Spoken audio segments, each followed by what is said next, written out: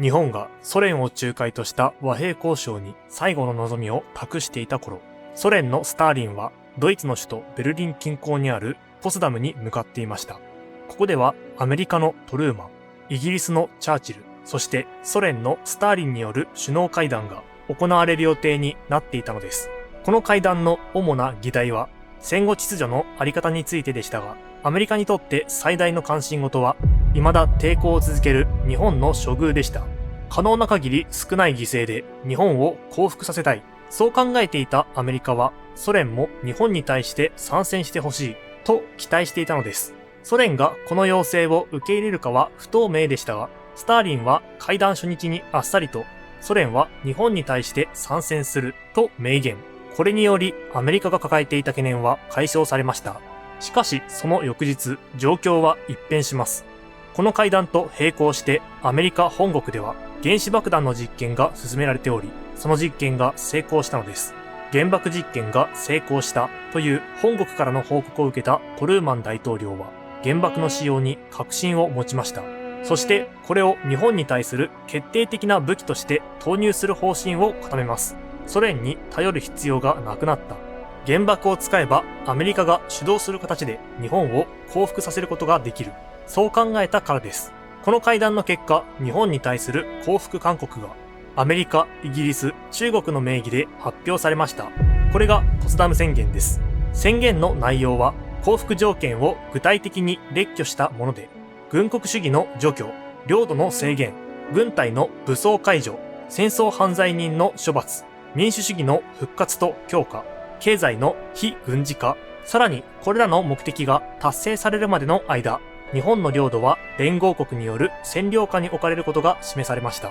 そして宣言の最後には次のような厳しい警告が付け加えられていました。もしも日本がこの条件を受け入れない場合、迅速かつ十分な壊滅がもたらされるのみである。日本に対してこれらの条件を無条件で受け入れるよう強く求めたのです。この宣言を見た日本の上層部は強い反発を示しました。特に問題視されたのは民主主義の復活と強化という条件です。民主主義とは国民に主権があることを意味します。したがって天皇に主権がある日本の国家体制は否定されるのではないかという懸念が生じたのです。降伏後に天皇の存在が許されるのかが不明だ。戦争犯罪人の中に天皇が含まれている可能性がある。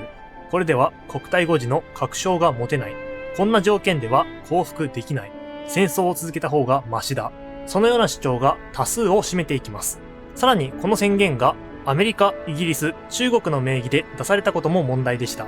交渉の仲介役として期待されていたソ連の名前が含まれていなかったため、日本はソ連が和平を仲介してくれるかもしれないという望みを捨てきれず、その結果、しばらく意思表示をしないという方針を取ることになります。しかし、日本国内でポツダム宣言を黙殺するという方針が決まった後も、宣言は話にならない。今すぐ拒絶するべきだ。と考える勢力が存在していました。そのような勢力を完全に抑えきれない中で、鈴木貫太郎は記者会見を開き、ポツダム宣言は回路宣言の焼き直しである。政府としては重視する必要はない。と口にしてしまいます。この発言を受けて各新聞は、政府の方針は黙殺である。と報道。正式に連合国側に伝達されたわけではありませんでしたが、この情報は当然連合国側にも伝わります。こうして連合国は日本の黙殺方針を事実上のポツダム宣言の拒絶として受け止めました。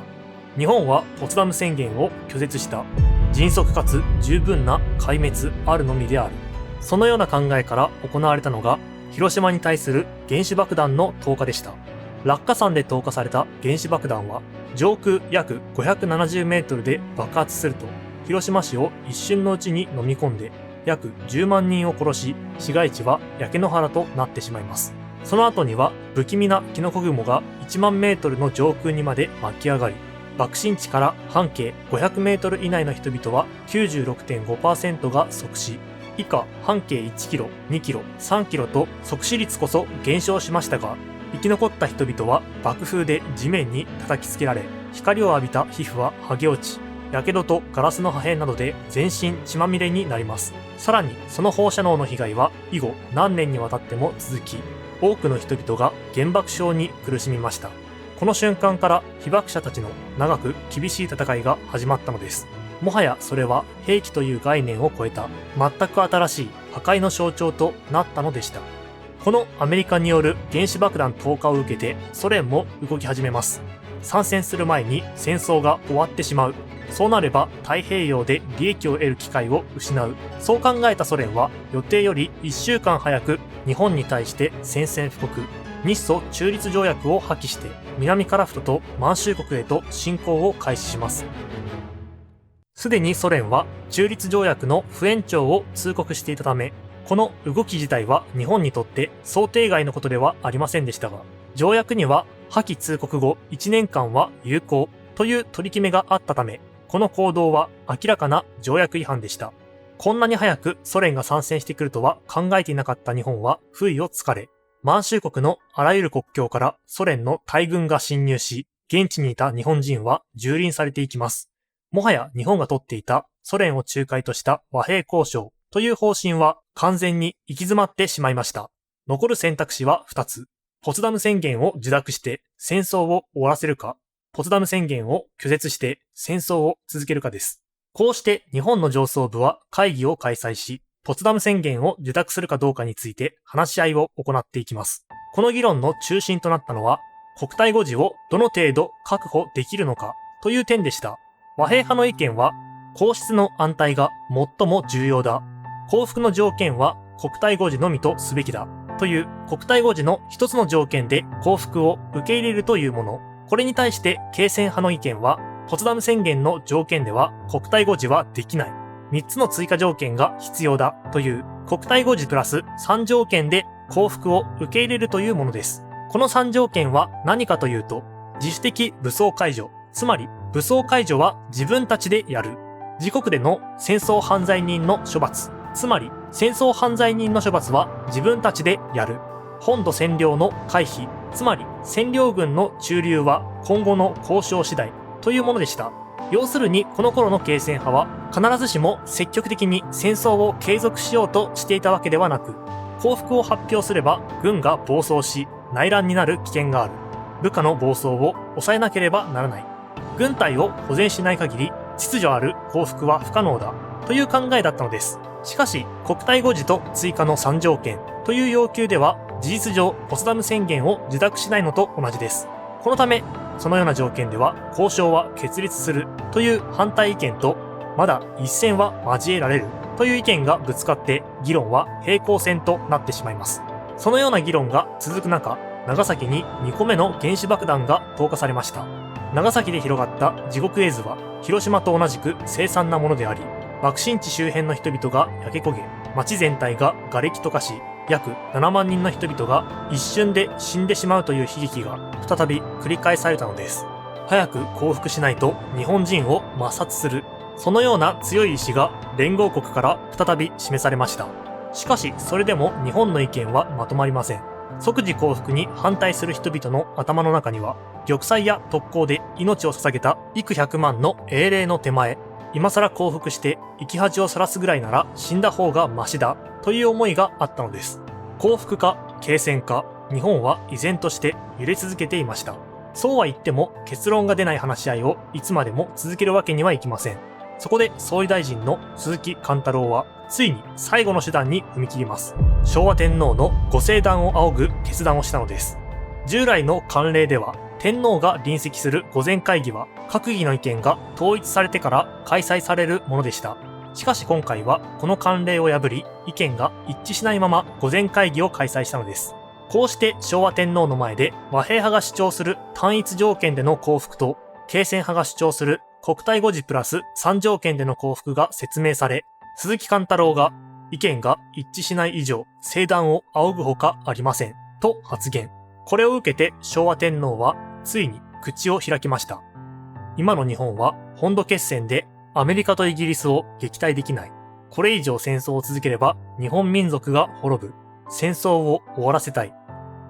こうしてついに日本の方針は国体護持の単一条件に決定されます。連合国側にポツダム宣言を受け入れるという通告が正式に送られることになったのです。これを受け取ったアメリカは他の連合国と調整の上、日本に対して回答を送信しました。日本にとって最も重要な点は、国体誤字という単一条件が認められるかどうかでした。日本の外務省は連合国からの回答を次のように解釈しました。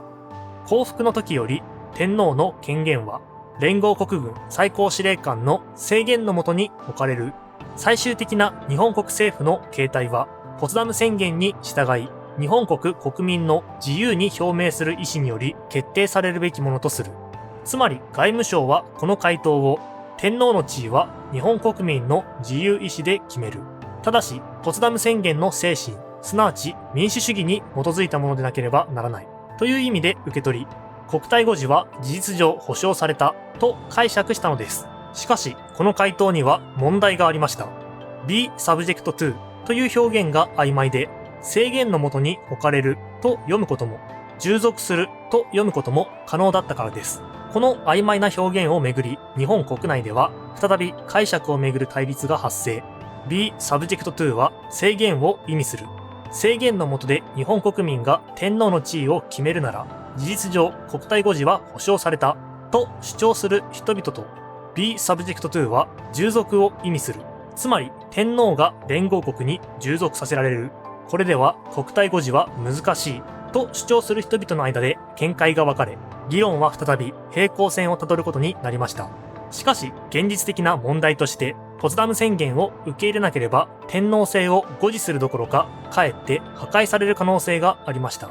この状況の中、再び御前会議が開催され、鈴木貫太郎がこれまでの経緯を説明、その上で各参加者が意見を表明し、再び天皇のご聖断が仰がれます。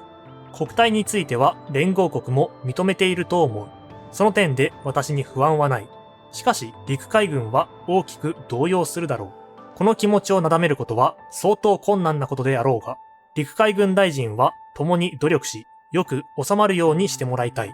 必要ならば私自らが親しく時諭しても構わない。これは天皇が本来関与できない陸海軍の統制にまで言及し、戦争を終わらせる強い意志を表明した発言でした。